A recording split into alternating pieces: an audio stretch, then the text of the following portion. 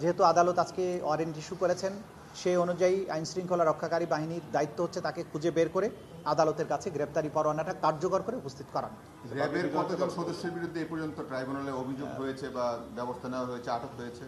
সংখ্যা ওইভাবে আমরা এই মুহূর্তে বলতে পারছি না। তো আপনারা জানেন যে আজকে পর্যন্ত 96 জন হয়েছে, যে 96 জনের বিরুদ্ধে গ্রেপ্তারি পরোয়ানা জারি হয়েছে, যার অধিকাংশই হচ্ছেন পুলিশ বাহিনীর সদস্য। কিছু আছেন সিভিলিয়ান, সাবেক প্রধানমন্ত্রী স্বৈরশাসক শেখ হাসিনা, তার মন্ত্রিপরিষদের সদস্য এবং এমপি, ছাত্রলীগ, আওয়ামী লীগের নেতারা আছেন। আর কিছু আছেন যে বিশেষ করে মেজর জেনারেল জিয়াউল হাসান, যিনি একমাত্র সেনাবাহিনীর অফিসার যিনি গ্রেপ্তার আছেন। এরকম আর অন্যান্য বাহিনীর সামান্য কিছু আছে, কিন্তু মোটা দাগে সিভিলিয়ান এবং পুলিশের সদস্যটাই বেশি বলে আমরা আমাদের এখন পর্যন্ত যে পরিসংখ্যান আছে সেখানে আমরা দেখতে পাচ্ছি। দ্বিতীয় যেটা হয়েছে যে আশুলিয়াতে লাশ পোড়ানোর যে ঘটনা আপনারা জানেন, সেখানে যে দুজন আসামি আজকে উপস্থিত ছিল, কনস্টেবল মুকুল চোকদার এবং এসআই মালেক, তারা সরাসরি এই লাশ পোড়ানোর ঘটনার সাথে সম্পৃক্ত।